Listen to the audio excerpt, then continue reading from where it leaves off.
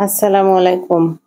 আজ তৈরি করব দুবাই শেখদের বউরা এই রেসিপিটা নাকি সকালবেলা খায়। এই কারণে এই রেসিপিটা এত বেশি ভাইরাল হয়েছে যেটা বলার কথা না। জাস্ট আমি পিছিয়ে থাকবো কেন? আমিও চলে আসলাম সেই রেসিপিটা তৈরি করতে।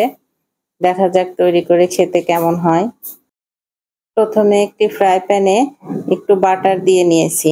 বাটারটা দিয়ে আমি পাউরুটির চারপাশ কেটে বাটারটা খুব ভালোভাবে ফ্রাই করে নিতে হবে। খুব বেশি না, এপাশ ওপাশ একটু হালকা ছেঁকে নিতে হবে। ২টা পাউরুটি আমি খুব ভালোভাবে বাটার লাগিয়ে ছেঁকে নিয়েছি। এটা বানাতে খুব বেশি সময় লাগবে না, খুব সহজেই এবং খুব অল্প সময়ে তৈরি হয়ে যায়। এবার আমি পাউরুটিটা ভালোভাবে ছেঁকে নিয়ে চলে আসলাম।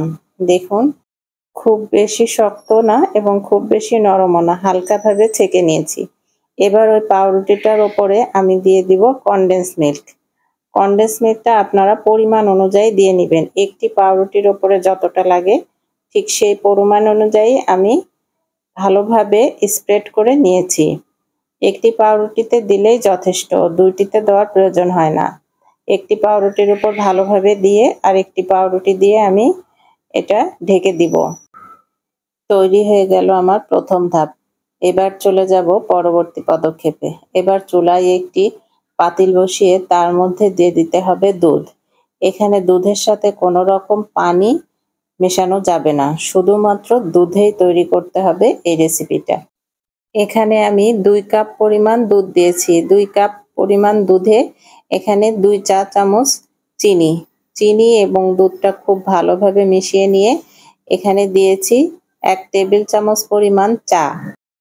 একটু সময় নিয়ে খুব ভালোভাবে নেড়েচেড়ে চাটা তৈরি করে নিতে হবে। এখানে ২ কাপ পরিমাণ দুধে চায়ের পরিমাণ ১.৫ কাপ আসলে তখন নামিয়ে নিতে হবে। তাহলে এর কালার এবং স্বাদ দুইটাই খুব ভালো আসবে। এখানে দেখুন, আমার ১ কাপের একটু বেশি চা তৈরি হয়েছিল। আমি এখানে ১ কাপ চা নিয়েছি। এবার আগে থেকে তৈরি করে রাখা আমার পাউরুটির ওপর এই চাটা ঢেলে দিতে হবে। এই জিনিসটা এই প্রথমবার তৈরি করেছি এবং আমার অভিজ্ঞতাও প্রথম। আসলে দুবাই শেখের মহারানীরা খান, এটা তো একটু স্পেশাল বটেই। তবে যাই বলেন ভাই, ভাইরাল তো আর এমনি হয়নি, জিনিসটার কিন্তু টেস্ট আছে। আশা করি আপনাদের ভালো লাগবে। আপনারা একবার হলেও তৈরি করে খেয়ে দেখবেন। আসলেই কিন্তু জিনিসটা বেশ স্বাদের। এটার মধ্যে পার্থক্য এতটুকুই যে আমরা আলাদা চা এবং টোস্ট করে খাই। আর ওনারা হয়তোবা চায়ের সাথে টোস্ট এইভাবে একসাথে মিলিয়ে খান। ব্যাস এতটুকুই পার্থক্য আমি খুঁজে পেয়েছি। তবে যাই বলেন, এটা অপূর্ব স্বাদের ছিল। যারাই ভাইরাল হিসেবে তৈরি করেছেন প্রত্যেকেই বলেছেন খুবই মজাদার। আসলেই জিনিসটা মজার। আপনারা একবার হলেও তৈরি করে খেয়ে দেখবেন।